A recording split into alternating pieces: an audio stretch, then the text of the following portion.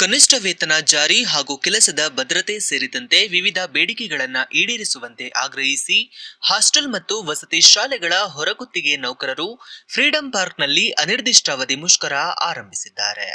ಹಿಂದುಳಿದ ವರ್ಗಗಳ ಕಲ್ಯಾಣ ಇಲಾಖೆ, ಸಮಾಜ ಕಲ್ಯಾಣ ಇಲಾಖೆ, ಅಲ್ಪಸಂಖ್ಯಾತರ ಕಲ್ಯಾಣ ಇಲಾಖೆ ಹಾಗೂ ಕರ್ನಾಟಕ ವಸತಿ ಶಿಕ್ಷಣ ಸಂಸ್ಥೆಗಳ ಸಂಘದ ಅಡಿಯಲ್ಲಿ ಕೆಲಸ ಮಾಡುತ್ತಿರುವ ಅಡುಗೆ ಸಿಬ್ಬಂದಿ, ಅಡುಗೆ ಸಹಾಯಕರು, ಸ್ವಚ್ಛತಾ ಕಾರ್ಮಿಕರು, ಕಾವಲುಗಾರರು, ಡಿ ಗ್ರೂಪ್ ನೌಕರರು, ಕಂಪ್ಯೂಟರ್ ಆಪರೇಟ್ಗಳು, ಡಾಟಾ ಎಂಟ್ರಿ ಆಪರೇಟ್ಗಳು ಹಾಗೂ ಅತಿಥಿ ಶಿಕ್ಷಕರು ಪ್ರತಿಭಟನೆಯಲ್ಲಿ ಭಾಗವಹಿಸಿದ್ದರು. ಸಿಐಟಿಯು ರಾಜ್ಯ ಪ್ರಧಾನ ಕಾರ್ಯದರ್ಶಿ ಎಸ್ ವರಲಕ್ಷ್ಮಿ ಹೋರಾಟವನ್ನ ಉದ್ಘಾಟಿಸಿ ಮಾತನಾಡಿ, ಹಲವು ವರ್ಷಗಳಿಂದ ಕಡಿಮೆ ವೇತನದಲ್ಲಿ ಯಾವುದೇ ಸೇವಾ ಭದ್ರತೆ ಇಲ್ಲದೆ ದುಡಿಯುತ್ತಿರುವ ಹೊರಗುತ್ತಿಗೆ ನೌಕರರ ಸಮಸ್ಯೆಗಳನ್ನ ಸರ್ಕಾರ ನಿರ್ಲಕ್ಷ್ಯ ಮಾಡುತ್ತಿದೆ ಎಂದು ಆರೋಪಿಸಿದ್ದಾರೆ. ತಕ್ಷಣವೇ ಪರಿಷ್ಕೃತ ಕನಿಷ್ಠ ವೇತನ ಜಾರಿಗೆ ತರಬೇಕು ಹಾಗೂ ಬಾಕಿ ವೇತನ ಪಾವತಿಸಬೇಕು ಎಂದು ಒತ್ತಾಯಿಸಿದರು. ಹೊರಗುತ್ತಿಗೆ ಎಂಬ ಶೋಷಣೆ ನಿಲ್ಲಲಿ, ನಿಲ್ಲಲಿ. ಹೊರಗುತ್ತಿಗೆ ಎಂಬ ಜೀತ ಪದ್ಧತಿ ಬೇಡವೇ ಬೇಡ, ಬೇಡವೇ ಬೇಡ. ಕನಿಷ್ಠ ವೇತನ 36,000 ಜಾರಿ ಆಗಲೇಬೇಕು. ಕನಿಷ್ಠ ವೇತನ 36,000 ಆಗಲೇಬೇಕು, ಆಗಲೇಬೇಕು. ಕೆಸಿಎಸ್ಆರ್ ನಿಯಮಾವಳಿಗಳಿಗೆ ತಿದ್ದುಪಡಿ ಆಗಲೇಬೇಕು, ಆಗಲೇಬೇಕು. ಬೇಕೇ ಬೇಕು, ಬೇಕೇ ಬೇಕು, ಬೇಕೇ ಬೇಕು, ಬೇಕೇ ಬೇಕು. ಪ್ರತಿಭಟನೆಯಲ್ಲಿ ವಿವಿಧ ಜಿಲ್ಲೆಗಳಿಂದ ಬಂದ ಸಾವಿರಾರು ಹೊರಗುತ್ತಿಗೆ ನೌಕರರು ಕನಿಷ್ಠ ವೇತನ ಜಾರಿ ಮಾಡುವವರೆಗೆ ನಮ್ಮ ಹೋರಾಟ ನಿಲ್ಲುವುದಿಲ್ಲ ಎಂದು ಸರ್ಕಾರಕ್ಕೆ ಎಚ್ಚರಿಕೆ ನೀಡಿದ್ದಾರೆ. ನಾವು ಹಾಸ್ಟೆಲ್ ಸೇರ್ಕೊಂಡು 10 years ಆಯಿತು. ಅಲ್ಲಿ ನಾವು ಫಸ್ಟ್ ನಾವು ಕೆಲಸ ಸೇರ್ಕೊಂಡಾಗ ನಮಗೆ 4,000 ರೂಪಾಯಿ ಸ್ಯಾಲ್ರಿ ಕೊಡ್ತಾಯಿದ್ರು. ಇವಾಗ ಬೆಟರು. ಆದರೂ ನಾವು ಈಗಿನ ಜನ್ರೇಷನ್ಗೆ ಮಕ್ಕಳು ಎಜುಕೇಷನ್ಗೆ ಆಗಲಿ ಅವ್ರು ಕೊಡ್ತಾರೋ ಸ್ಯಾಲ್ರಿ ಸಾಕಾಗ್ತಿಲ್ಲ. ಟೈಮಿಸ್ಸು ಫಾಲೋ ಮಾಡೋಕ್ಕಾಗ್ತಿಲ್ಲ. ಬೆಳಿಗ್ಗೆ 6 ಗಂಟೆಗೆ ಹೋದರೆ ನೈಟ್ 8 ಗಂಟೆ ದುಡಿತೀವಿ. ನಮಗೆ ವೀಕ್ಲಿ ಆಫ್ ಇರಲ್ಲ. ಆಮೇಲೆ ತುಂಬ ಹಿಂಸೆ ಕೊಡ್ತಾರೆ ಹಾಸ್ಟೆಲ್ಗಳು. ವಾರ್ಡನ್ಗಳೇ ಆಗಲಿ, ತಾಲೂಕು ಆಫೀಸರೇ ಆಗಲಿ, ಡಿಸ್ಟಿಕ್ ಆಫೀಸರೇ ಆಗಿರಲಿ, ನಮಗೆ ಇಷ್ಟು ಅವರ್ ಡ್ಯೂಟಿ ಮಾಡಬೇಕು, ಇದೇ ಕೆಲಸ. ಆಮೇಲೆ ಆಲ್ಮೋಸ್ಟು ಕ್ಲೀನಿಂಗು, ಬಾತ್ರೂಮ್ ತೊಳೆಯೋದೇ ಆಗಿರಲಿ ನಮ್ಮ ಕೈಲೇ ಮಾಡಿಸ್ತಾರೆ. ಕ್ಲೀನಿಂಗ್ ಅವೆಲ್ಲನೂ ನಮ್ಮ ಕೈಲೇ ಮಾಡಿಸ್ತಾರೆ. ಆಮೇಲೆ ನಾವೇನೇ ವೀಕ್ಲಿ ರಜೆ ಕೇಳಿದ್ರು ಅವರು ನಮಗೇನು ರಿಪ್ಲೈ ಮಾಡಲ್ಲ. ಏನು ಕೊಡಬೇಕು ನಿಮಗೆ, ಟೆಂಡರ್ ಅವ್ರು ಇಲ್ವಾ, ಟೆಂಡರ್ ಅವ್ರು ಕೊಡ್ತಾರೆ ಅಂತಾರೆ. ಆಮೇಲೆ ಕೆಟ್ಟ ಲ್ಯಾಂಗ್ವೇಜಲ್ಲೆಲ್ಲ ಬೈತಾರೆ ನಮಗೆ. ಔಟ್ ಸಾಫ್ಸ್ ಅಂತಂದರೆ ನಮಗೆ ಬೆಲೆನೇ ಇಲ್ಲ. ಅವ್ರಿಗೇನೋ ಒಬ್ಬರು ಕೂಲಿ ಆಳುಗಳು ಬಂದವ್ರೆ, ಯಾರು ತೀಟಿಗೆ ಬಂದವ್ರೆ, ಏನೋ ಅವ್ರು ನಾವು ಹೇಳ್ದಂಗೆ ಮಾಡಬೇಕು ಅನ್ನೋ ಮೆಂಟಾಲಿಟಿ ವಾರ್ಡನ್ನು, ತಾಲೂಕು ಆಫೀಸರ್ ಅವ್ರದ್ದು. ಅದೇ ಗೌರ್ಮೆಂಟ್ ಎಂಪ್ಲಾಯಿಗಳಿದ್ದಾರೆ, ಅವ್ರನ್ನ ಏನು ಕೇಳಲ್ಲ, ಬಂದು ನಮ್ಮನ್ನೇ ಕೇಳೋದು. ನಮ್ಗೆ ಇದೇ ಥರ ಪ್ರಾಬ್ಲಮ್ ಇದೆ, ನಮಗೆ ಬೇಕಾಗಿತ್ತು ಸಾಮಾನ್ಯ ಕೆಲಸಕ್ಕೆ ಸಂಬಂಧ ಇದೆ. ಅವ್ರನ್ನೇ ನಾವು ಪರ್ಮನೆಂಟ್ ಮಾಡ್ಕೊಳ್ಳಿ ಅಂತ ಕೇಳ್ತಿಲ್ಲ. ನಾವು ಕೆಲಸಕ್ಕೆ ತಕ್ಕಂತೆ ಅವರು ಸಂಬಳ ಕೊಡಲಿ. ನಮಗೂ ವೀಕ್ಲಿ ರಜೆ ಬೇಕು, ವೀಕ್ಲಿ ರಜೆ ಕೊಡಲಿ. ನಮಗೂ ಆರೋಗ್ಯ ಹಾಳಾಗುತ್ತೆ, ಅದಕ್ಕೂ ನಮಗೆ ಏನು ಅದು ಇದಿದೆ ಪ್ರಾಬ್ಲಮ್ಗಳು ಅವೆಲ್ಲ ಕ್ಲಿಯರ್ ಮಾಡ್ಕೊಡ್ಲಿ ಅಂತ ಅಷ್ಟೇ ನಾವು ಕೇಳ್ಕೊಳ್ಳೋದು. ಕಾಲೇಜ್ ಹಾಸ್ಟೆಲ್ ಅದ್ರಿ ನಮ್ಮದು. ಈ 6:30 ಗಂಟೆಗೆ ಬಂದೇವಂದ್ರೆ ತಿರುಗಿ 6:30 ಗಂಟೆಗೆ ನಾವು ಹೊರಗೆ ಹೋಗ್ಬೇಕ್ರಿ. ಅದು ಮತ್ತು ಸ್ವಲ್ಪ ಹೆಚ್ಚು ಕಡಿಮೆ ಐತೆ ಅಂದ್ರೆ ವಾರ್ಡನ್ ಫೋನ್ ಹಚ್ತಾನೆ ರೀ, ಏನಮ್ಮ ಎಷ್ಟು ಮಾಡೋಗಿರಿ ಅಡುಗೆ. ಅವಾಗ ಒಬ್ಬೊಬ್ಬರು ನಾವು 100 ಮಾಡ್ತೀವಿ ರೀ ಸರ, 100 ರೊಟ್ಟಿ ಮಾಡ್ತೀವಿ. ಆದ್ರೂ ಭೀ ಮತ್ತೆ ನೈಟ್ ಕಡಿಮೆ ಬಿತ್ತಂದ್ರೆ ಫೋನ್ ಹಚ್ತಾನೆ ರೀ. ಫೋನ್ ಹಚ್ಚಿ ಏನಂತನ್ರಿ, ಎಷ್ಟು ರೊಟ್ಟಿ ಮಾಡೋಗಿರಮ್ಮ, ಹಂಗೆ ಮಾಡಿರಮ್ಮ, ನಿಮ್ಗೆ ಆಗಿಲ್ಲ ಅಂದ್ರೆ ಬಿಟ್ಕೊಟ್ಟು ಮನೆಗೆ ಹೋಗ್ಬೇಕಮ್ಮ. ಹೌದ್ರಿ ಸರ್, ಕಡಿಮೆ ಬಿದ್ದವು ಸರ್, ನಾಳೆ ಹೆಚ್ಚು ಮಾಡ್ತೀವಿ ಅಂತ ಅಂಜಿ ಹೇಳ್ತೀವ್ರಿ. ಅಷ್ಟು ಅಂಜಿಕಿರಿ ನಮಗೆ. ಮತ್ತೇನಂತ ಹೆಚ್ಚು ಕಡಿಮೆ ಮಾಡಿದ್ರೆ ಅಂದ್ರೆ ಮನೆಗೆ ಹೋಗ್ಬೇಕಮ್ಮ. ನಿಮ್ಮಷ್ಟು ಸಾಕಷ್ಟು ಜನ ಅದ ದುಡಿಯೋರು. ನೀವೇ ಅಂತ ನಿಮ್ಮ ಜೋಗ್ ತಿಳ್ಕೊಬೇಡ್ರಿ. ನಮ್ಮ ಸಂಘಟನೆ ಅದ, ನಾವು ಹೋರಾಡ್ತೀವಿ, ನಮಗೆ ತೆಗಿಯೋರು ಯಾರ ಅಂತ ನೀವು ಆ ಥರ ತಿಳ್ಕೊಬೇಡ್ರಿ.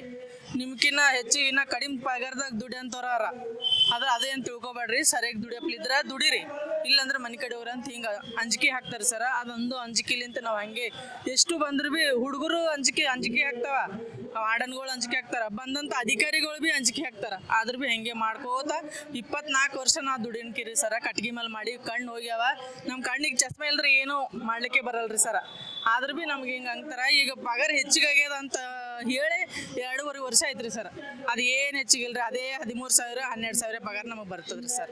ಯಾರೋ ಪೇಮೆಂಟ್ ಏರಿಸೋಲ್ರಿ, ಏರಿಸ್ತೇವೆ ಅಂತಾರ, ಮನ್ವಿ ತಗೋತಾರ ಹೋಗ್ತಾರ್ರಿ, ಅವ್ರ ಪೇಮೆಂಟ್ ಏರಿಸೋಲ್ರು. ಆಮೇಲೆ ಅಲ್ಲೇನು ಗೋಳಾಟ ಐತೆ ಅಂದ್ರೆ ಈಗ ಮುರಾರ್ಜಿ ಒಳಗೆ ಬೆಳಿಗ್ಗೆ 6ಕ್ಕೆ ಹೋದ್ರಂದ್ರೆ ರಾತ್ರಿ 9ಕ್ಕೆ ಬರೋದ್ರಿ ಅವ್ರು. 9ಕ್ಕೆ ಬಂದ್ರು ಕೂಡ ಮಕ್ಕಳು 500-600 ಜನ ಮಕ್ಕಳು ಇರ್ತಾರೆ ಇಲ್ಲಿ. ಆ ಮಕ್ಕಳಿಗೆ ಅಡಿಗೆ ಮಾಡಿ ಹಾಕಿ ಮತ್ತು ಮಧ್ಯಾಹ್ನ ಊಟ, ಸಂಜೆ ಊಟ, ನಾಷ್ಟ ಅಂದ್ರೆ ಅವ್ರು 9 ಗಂಟೆನ ಆಕತಿ. ಅಷ್ಟೆಲ್ಲ ದುಡಿದು ಬಂದ್ರು ಕೂಡ ಪೇಮೆಂಟ್ ಇಲ್ಲ. ಗೌರ್ಮೆಂಟ್ನವ್ರಿಗೆ 50-60 ಸಾವಿರ ರೂಪಾಯಿ ಪಗಾರ ಐತ್ರಿ. ಈಗ ಬಂದು 6 ವರ್ಷ ಆತವ್ರು.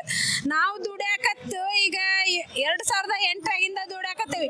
ಅಷ್ಟು ಕಷ್ಟಪಟ್ಟು ಅವ್ರು ಇಲಾಖೆಗೆ ದುಡ್ದವೆ. ಅದು ಮನವಿ ಬೇಡ್ರಿ ಅಧಿಕಾರಿಗಳಿಗೆ. ಇಷ್ಟು ದುಡ್ದಾರ ಇವರು, ನಮ್ಮ ಇಲಾಖೆಯಾಗೆ ದುಡ್ದಾರ, ಇವ್ರು ಮಾಡ್ಬೇಕು, ಇವ್ರ ಪಗಾರ ಏರಿಸ್ಬೇಕು ಅನ್ನಂಗಿಲ್ರಿ. ಆಮ್ಯಾಗ ನಮ್ಮಂತ ದಿನಗೂಲಿಯರಿಗೆ ಕಿಮ್ಮತ್ತೇ ಇಲ್ರಿ ಸರ್. ದಿನಗೂಲಿಯರ್ನ ರೇಷನ್ ರೂಮ್ ಒಳಗೆ ಕರ್ಕೋಬೇಡ್ರಿ, ಅವ್ರಿಗೇನು ಗುಟ್ಟಾಗಿ ಮಾತಾಡಬೇಡ್ರಿ ಅಂತ ಆನ್ಲೈನ್ ಮೂಲಕ ಬಂದವ್ರಿಗೆ ಹೇಳ್ತಾರೆ ಸರ್. ಆಮ್ಯಾಗ ನಮ್ಮ ದಿನಗೂಲಿಯರ್ ಹೆಂಗ್ರಿ, ಕಸ ಹೊಡೆಯೋದು, ತಿಕ್ಕೋದು, ಅಡಿಗೆ ಮಾಡೋದು ಅಷ್ಟೇ. ಮುಂದೆ ಯಾವ ಕೆಲಸ, ಮುಂದೆ ರೇಷನ್ ರೂಮ್ ಕರ್ಕೋಬೇಡ್ರಿ, ಅವ್ರನ್ನ ಎದಕ್ಕೂ ಗುಟ್ಟಾಗಿ ಇಲಾಖೆ ವಿಷಯ ಹೇಳ್ಬೇಡ್ರಿ ಅವ್ರು ಇದ್ರಿಗೆ ಅಂತಾರ ಅಧಿಕಾರಿಗಳು. ತಮ್ಮ ಆನ್ಲೈನ್ ಮೂಲಕ ಬಂದವ್ರಿಗೆ ಹೇಳ್ತಾರೆ. ನಾವು ಏನಾರ ಕೇಳಕ್ ಹೋದ್ರೆ ಏನಿಲ್ಲ ನಿಮ್ದು ಅಡಿಗೆ ಆತ, ಆತ, ಒಟ್ಟೆ ನಮ್ಗೆ ಒಟ್ಟೆ ಕಿಮ್ಮತ್ತಿಲ್ದಂಗೆ ಮಾಡ್ತಾರೆ ಸರ್. ಆಮೇಲೆ ಅಲ್ಲಿ 170 ಹುಡುಗರು ಇದ್ರೆ ಯೂನಿವರ್ಸಿಟಿ ಹಾಸ್ಟೆಲ್ನಾಗ ಬರೀ 3 ಮಂದಿ ಅಡಿಗೆ ಮಾಡ್ತಾರೆ ಸರ್. 3 ಮಂದಿ ಕಸ ಹೊಡೆಯೋದ್ರಲಿಂದ ಹಿಡಿದು ನೆಲ ಒರೆಸೋದ್ರಲಿಂದ ಹಿಡಿದು 4 ಮಂದಿ ಅದಾರ್ರಿ ಅವ್ರು. 4 ಮಂದಿ ಮಾಡ್ಕೊಂಡು ಹೋಗ್ಬೇಕು ಸರ್ ಮುಂಜಾನೆ ಸಂಜೆ ಮಟನು. ಆದ್ರೆ ನಾವು ಇನ್ನೊಂದು ಸಿಬ್ಬಂದಿ ಕೊಡ್ರಿ ಅಂದ್ರೆ ನೀವ ಜಾಸ್ತಿ ಆಗಿರಿ, ನಿಮ್ಮನ್ನ ತೆಗಿತೀವಿ, ಇಲ್ಲ ಅಂದ್ರೆ ನೀವ ಒಬ್ರನ್ನ ತೆಗ್ದ ಬಿಡ್ತೀವಿ ನೋಡಿ, 3 ಮಂದಿಯಾಗ ಒಬ್ರನ್ನ ಇಬ್ಬರ ಮಾಡ್ಕೊಂಡು ಹೋಗ್ಬೇಕು ಅಂತ ಕೇಳ್ತಾರ್ರಿ ನಾವು ಹೋಗಿ ಕೇಳಿದಾಗ. ಆಮೇಲೆ ಆನ್ಲೈನ್ನವ್ರು ಬಂದ್ಮೇಲೆ ಕೆಲ್ಸಕ್ಕೆ ಬಿಡಿಸ್ತವ್ರನ್ನ ಇನ್ನೂ ಕರ್ಕೊಂಡಿಲ್ರಿ. ಎಷ್ಟೋ ಮಂದಿ ಕೆಲ್ಸಕ್ಕೆ ಬಿಡಿಸ್ತಾರ, ಆಫೀಸ್ಗೆ ಮನೆಗೆ ಅಲ್ಲಿ ಹಾಕತ್ಬಿಟ್ಟಾರ ಅವ್ರನ್ನೂ ಕರ್ಕೊಂಡಿಲ್ಲ. ನಮ್ಮ ಪಗಾರ ಏರಿಸ್ಬೇಕ್ರಿ. ಅವ್ರಿಗೆ ಸಮಾನ ಕೆಲಸಕ್ಕೆ ಸಮಾನ ವೇತನ ಅಂತಾರಲ್ಲ, ಅವ್ರಿಗೆ 60 ಸಾವಿರ ಐತ್ರಿ, ನಮಗೆ ಸಾಕು 30 ಸಾವಿರ ಕೊಡ್ಲ್ರಿ ಅವ್ರೆ. ನಮ್ಮ ದುಡ್ದಿದ್ದಕ್ಕೆ, ನಮ್ಮ ಯೋಗ್ಯತೆಗೆ ನಮ್ಮ 30 ಕೊಡ್ರಿ ಅಂತ ಕೇಳಕತ್ತೇವೆ ನಾವು ಅವ್ರಿಗೆ. 300 ರೂಪಾಯಿ ದುಡ್ದೇವ್ರಿ ಈ ಸಲ ನಾವು. ಗೌರ್ಮೆಂಟ್ಗೆ ಆಗಿ, ಆ ಇಲಾಖೆಗಾಗಿ, ಆ ಮಕ್ಕಳಿಗಾಗಿ 300 ರೂಪಾಯಿ ದುಡ್ದೇವಿ. ಅದಕ್ಕೂ ಬೆಲೆ ಇಲ್ರ. ಆ ಕಟ್ಟಿಗೆ ಒಳಗೆ ಮಾಡೇವಿ, ನಮಗೆ ಕಾಯಂ ಮಾಡ್ರಿ, ಸೇವಾ ಭದ್ರತೆ ಕೊಡ್ರಿ ಅಂತ ಇಷ್ಟು ಸಲ ಬೆಂಗಳೂರಿಗೆ ಬಂದು ಕೇಳ್ಕೊತೇವೆ ನಾವು. ನಮ್ಮ ಮಕ್ಕಳು ಮರಿ ಅದಾವು, ನಾವು ಸಣ್ಣ ವಯಸ್ಸಿನಾಗ ಸೇರ್ಕೊಂಡ್ವಿ, ಈಗ ಮುದುಕರಾದ್ರೂ ನಮಗೆ ಸೇವಾ ಭದ್ರತೆ ಕೊಡುವಲ್ರು.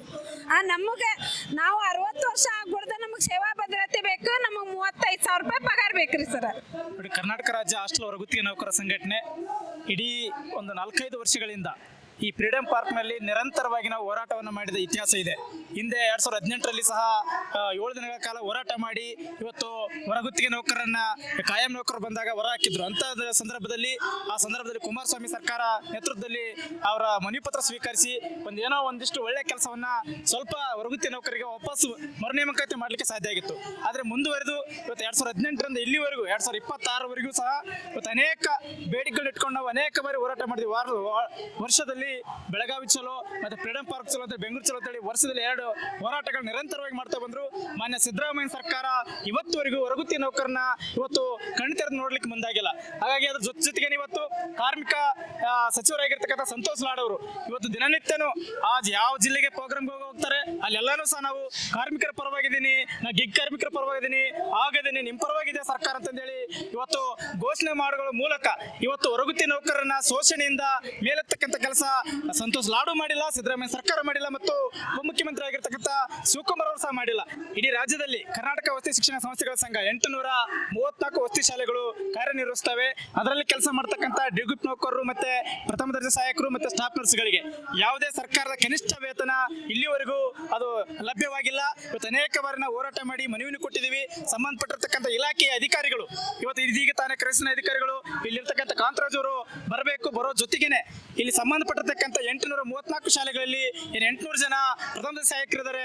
ಇವತ್ತು ಸಮಾನ ಕೆಲಸಕ್ಕೆ ಸಮಾನ ವೇತನ ಕೊಡಬೇಕಂತಂದೇಳಿ ಒಂದು ಕಡೆ ಸುಪ್ರೀಂ ಕೋರ್ಟ್ನ ಆದೇಶ ಇದೆ, ಸರ್ಕಾರದ ಆದೇಶ ಇದ್ರು ಸಹ ಇವತ್ತು ಒಂದು ಕಡೆ ಇಲ್ಲಿರ್ತಕ್ಕಂಥ ಇಲಾಖೆಯವರು ಸಮಾನ ವೇತನ ಕೊಡ್ಲಿಕ್ಕೆ ಹಿಂದೆ ಮುಂದೆ ನೋಡ್ತಾ ಇದ್ದಾರೆ. ಇವತ್ತು ಅದೇ ಪ್ರಥಮ ದರ್ಜೆ ಸಹಾಯಕರಿಗೆ ಕಾಯಂವರಿಗೆ 40,000 50,000 ಕೊಟ್ಟರೆ, ಅದೇ ಹೊರಗುತ್ತಿಗೆ ನೌಕರ ಪ್ರಥಮ ಸಹಾಯಕರಿಗೆ ಮತ್ತೆ ಸ್ಟಾಫ್ ನರ್ಸ್ಗಳಿಗೆ ಕೇವಲ 12,838 ರೂಪಾಯಿ ಕೊಡ್ತಾ ಇದ್ದಾರೆ. 12,838 ರೂಪಾಯಿದಲ್ಲಿ ಒಂದು ಕುಟುಂಬ ಬದುಕಕ್ಕೆ ಸಾಧ್ಯ ಆಗುತ್ತಾ? ಮಕ್ಕಳು ಮರಿ ಹುಟ್ಟಿದ್ರೆ ಶಾಲಾ ಶಿಕ್ಷಣ ಫೀಸೇ ಕಟ್ಟಬೇಕು. ಇಂತಹ ಸ್ಥಿತಿಯಲ್ಲಿ ಇವತ್ತು ಸರ್ಕಾರ ನಮ್ಮನ್ನ ಹೀನಾಯವಾಗಿ ಕಡೆಗಣಿಸ್ತಾ ಇದೆ. ಹಾಗಾಗಿ ಈ ಕನಿಷ್ಠ ವೇತನ ಏನು ಜಾರಿ ಆಗಿದೆ ಅಂತ ಹೇಳಿದ್ರೆ ಈ ಕನಿಷ್ಠ ವೇತನ ತಕ್ಷಣ ಜಾರಿ ಆಗಬೇಕು. ಮತ್ತೆ ಮತ್ತೆ ಅದ್ರ ಜೊತೆಗೆ 25,000 ಯಾವುದಕ್ಕೂ ಸಾಲೋದಿಲ್ಲ, 36,000 ಆಗ್ಬೇಕು ಅಂತಂದೇಳಿ ಮತ್ತೆ ಏಪ್ರಿಲ್ ಮತ್ತು ಮೇ ತಿಂಗಳಲ್ಲಿ ಇವತ್ತು ರಜಾವಧಿಯನ್ನು ಸಹ ಅವ್ರನ್ನ ಮುಂದುವರಿಸಿ ನಾವು ಕೆಲಸ ಮಾಡ್ತಾ ಇದೀವಿ. ಏನಂತ ಹೇಳಿದ್ರೆ FDIಗಳು, TC ವರ್ಗಾವಣೆ ಆಗಿರ್ಬೋದು, 371 ಅನೇಕ ಕೆಲಸಗಳನ್ನ ಶಾಲಾ ಆಡಳಿತದಲ್ಲಿ HM ಅತಿ ಹೆಚ್ಚು ಕೆಲಸ ಮಾಡ್ತಕ್ಕಂಥವ್ರು ಪ್ರಧಾನ ಸಹಾಯಕರು. ಹಾಗಾಗಿ ಅವರು ಕಂಟಿನ್ಯೂ ಕೆಲಸ ಮಾಡಿದ್ರೆ ಸಹ ಅವರಿಗೆ ಸಂಬಳ ಕೊಡ್ಲಿಕ್ಕೆ ಸರ್ಕಾರ ಮುಂದಾಗ್ತಾ ಇಲ್ಲ. ಹಾಗಾಗಿ ಏಪ್ರಿಲ್ ಮೇ ತಿಂಗಳಲ್ಲಿ ಸಹ ಅವರಿಗೆ ಸಂಬಳ ಕೊಡಬೇಕು ಮತ್ತೆ ಅವರು ಮುಖ್ಯವಾಗಿರ್ತಕ್ಕಂಥ ಬೇಡಿಕೆಗಳನ್ನ ಈಡೇರಿಸಬೇಕು. ಹಾಗಾಗಿ ಇವತ್ತು ಸ್ಪಷ್ಟವಾಗಿ ನಾವು ಹೇಳ್ತಾ ಇದೀವಿ, ಹಾಸ್ಟೆಲ್ ಹೊರಗುತ್ತಿಗೆ ನೌಕರರ ಸಂಘಟನೆ ಇವತ್ತು ಅನಿರ್ದಿಷ್ಟ ಧರಣಿ ಮಾಡುವ ಮೂಲಕ ಸರ್ಕಾರ ಇವತ್ತು 8 ವರ್ಷಗಳ ಕಾಲ ನಾವು ಹೋರಾಟ ಮಾಡ್ಕೊಂತ ಬಂದ್ರು ಸಹ ನಮಗೆ ನ್ಯಾಯ ಸಿಕ್ಕಿಲ್ಲ. ಈ ನ್ಯಾಯ ಸಿಗೋವರೆಗೂ ನಾವು ಸರ್ಕಾರವನ್ನು ತರತೆ ತೆಗೆದುಕೊಂತೀವಿ. ಇಲ್ಲ ತಂದು ಹೇಳಿದ್ರೆ ಇವತ್ತು ಏನು ಅನಿರ್ದಿಷ್ಟ ಧರಣಿ 25 ಮತ್ತು 26 2 ದಿನಗಳ ಕಾಲ ಇಲ್ಲಿ ಫ್ರೀಡಂ ಪಾರ್ಕ್ ನಲ್ಲಿ ಹೋರಾಟವನ್ನು ಹಮ್ಮಿಕೊಂಡಿದ್ವಿ. ಸರ್ಕಾರ ಸಂಬಂಧಪಟ್ಟಿರ್ತಕ್ಕಂಥ ಇಲಾಖೆಯವರು ಬಂದು ನಮ್ಮ ಮನವಿಯನ್ನು ಸ್ವೀಕರಿಸಿ ಸಂಬಂಧಪಟ್ಟಿರ್ತಕ್ಕಂಥ 8 ವರ್ಷದ ಅನೇಕ ಬೇಡಿಕೆಗಳನ್ನ ಈಡೇರಿಸಬೇಕು. ಇವತ್ತು ಒಂದು ವೇಳೆ ಈಡೇರಿಸಲಿಕ್ಕೆ ಮುಂದಾಗಲಿ ಅಂತ ಹೇಳಿದ್ರೆ ಈ ಫ್ರೀಡಂ ಪಾರ್ಕ್ ನ ಹೋರಾಟ ವಿಧಾನಸೌಧ ಚಲೋಕ್ಕೆ ನಾವು ಮುತ್ತಿಗೆ ಹಾಕ್ತಕ್ಕಂಥ ಕೆಲಸವನ್ನ ನಾವು ಇಲ್ಲಿರ್ತಕ್ಕಂಥ ಹಾಸ್ಟೆಲ್ ಹೊರಗುತ್ತಿಗೆ ನೌಕರ ಸಂಘ ಮತ್ತು ಕಾಯಮೇತರ ನೌಕರ ಸಂಘಟನೆ ವತಿಯಿಂದ ಈ ಮೂಲಕ ನಾವು ಒತ್ತಾಯ ಮಾಡ್ತಾ ಇದ್ವಿ. ಇವತ್ತು ಸರ್ಕಾರ ಕಳೆದ 1 ವರ್ಷದಿಂದ ಕೂಡ ಸುಳ್ಳು ಆಶ್ವಾಸನೆ ಕೊಡುವ ಮೂಲಕ ನಮ್ಮ ಹಾಸ್ಟೆಲ್ ನೌಕರರನ್ನು ಮತ್ತಿಷ್ಟು ಕಷ್ಟಕ್ಕೆ ತಳ್ಳಕ್ಕೆ ಶುರು ಮಾಡಿದ್ರು. ಹೋದ ವರ್ಷ ನಾವು ಈ ಏಪ್ರಿಲ್ 11ಕ್ಕೆ ಒಂದು ಆದೇಶ ಹೊರಡಿದ್ರು.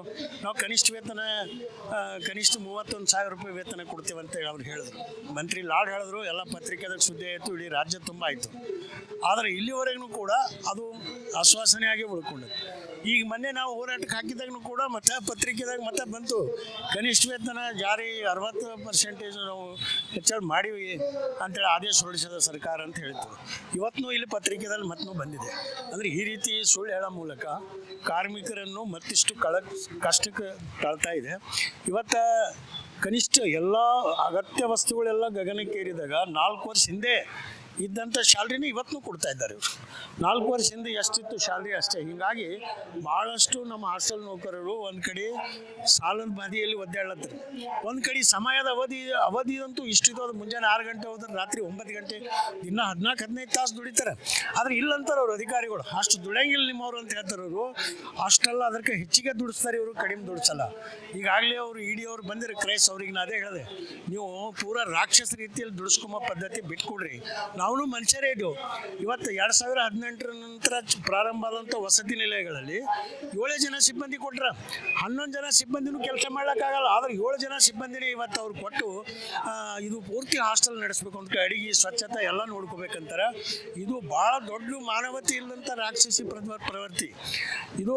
ಅಲ್ಲದೆ ಈ ಹೊಸದು ಈ ಸಿದ್ದರಾಮಯ್ಯನ ಸರ್ಕಾರ ಕಳೆದ 2 ವರ್ಷದಿಂದ ಇದ್ದಂಥ ಸಿಬ್ಬಂದಿಯನ್ನು ಕಡಿತ ಮಾಡ್ಯಾರ. ಯಾಕಂತಂದ್ರೆ ಈ ಹಿಂದೆ ಏನು ಪದ್ಧತಿ ಇತ್ತು, 100 ಜನ ಮಕ್ಕಳು ವಿದ್ಯಾರ್ಥಿ ಇದ್ರೆ ಅಲ್ಲಿ 5 ಜನ ಸಿಬ್ಬಂದಿ ಇರಬೇಕು, ಅಡುಗೆ ಸಿಬ್ಬಂದಿ ಅಂತಿತ್ತು. ಆದರೆ ಇವರು 4 ಜನ ಮಾಡಿದ್ದಾರೆ. 50 ಮಕ್ಕಳಿದ್ರೆ 2 ಮಾಡ್ಬೇಕಂತಾರೆ. ಇಬ್ಬರದಾಗ ಒಬ್ರಿಗೆ ಏನೋ ಅನಾರೋಗ್ಯ ತಪ್ಪು ಅಂದ್ರೆ ಒಬ್ಬರಲ್ಲಿ ಹಾಸ್ಟೆಲ್ ನಡೆಸ್ಲಿಕ್ಕಾಗ್ತದೆ 50 ಮಕ್ಕಳಿಗೆ. ಅಂದರೆ ನಾವು ಸಿಬ್ಬಂದಿ ಕಡಿತ ಮಾಡಿದಂಥ ಈ ಸರ್ಕಾರ ಇದು ಎಂದು ಸ್ವತಂತ್ರ ನಂತರ ಮೊದಲನೇ ಸಲ. ಈ ಹಿಂದೆ ಸಿದ್ದರಾಮಯ್ಯನ ಸರ್ಕಾರ ಇದ್ದಾಗೆ ನಮ್ಮ ಎಲ್ಲ ನೇರ ನೇಮಕಾತಿ ಮಾಡಿಕೊಂಡು ಬೀದಿಗೆ ಹಾಕಿತ್ತು. ಪುನಃ ಮತ್ತೆ ಅದೇ ಸರ್ಕಾರ ಬಂದು ಹೆಚ್ಚಿನ ಶೋಷಣೆ ಪ್ರಾರಂಭ ಮಾಡಿದ್ರು. ದಯವಿಟ್ಟು ನಾವು ಹೇಳೋದಿಷ್ಟೇ, ಸಿಬ್ಬಂದಿ ಕಡಿತ ಮಾಡಿದ ಆದೇಶ ವಾಪಸ್ ತಗೋರಿ. ಇದು ಹಿಂದಿದ್ದವ್ರೇನು ಆ ಸರ್ಕಾರದಾಗ ಇದ್ದವ್ರು ಯಾರೂ ಮಾಡಲಿಲ್ಲ. ಆದರೆ ಈಗ ಇವ್ರು ಯಾಕೆ ಅದು ಮಾಡ್ತಾ ಇದ್ದಾರೆ? ಮ್ಯಾನ್ ಪವರ್ ಕಡಿಮೆ ಮಾಡಿ ಹೆಚ್ಚಿನ ಶೋಷಣೆ ನಡೀತದೆ ಸರ್ಕಾರದಾಗ. ಅದಕ್ಕಾಗಿ ನಾವು ಹೇಳೋದು, ಈ ಸಿಬ್ಬಂದಿ ಕಡಿತ ಮಾಡಿದ ವಾಪಸ್ ತಗೋರಿ. 100ಕ್ಕೆ 3 ಜನ 5 ಜನ ಒಂದು ಕನಿಷ್ಠ 50 ಮಕ್ಕಳಿಗೆ 3 ಜನ ಏನು ಸಿಬ್ಬಂದಿ ಇತ್ತು ಅದೇ ರೀತಿಯೇ ಇವತ್ತು ತಗೋರಿ.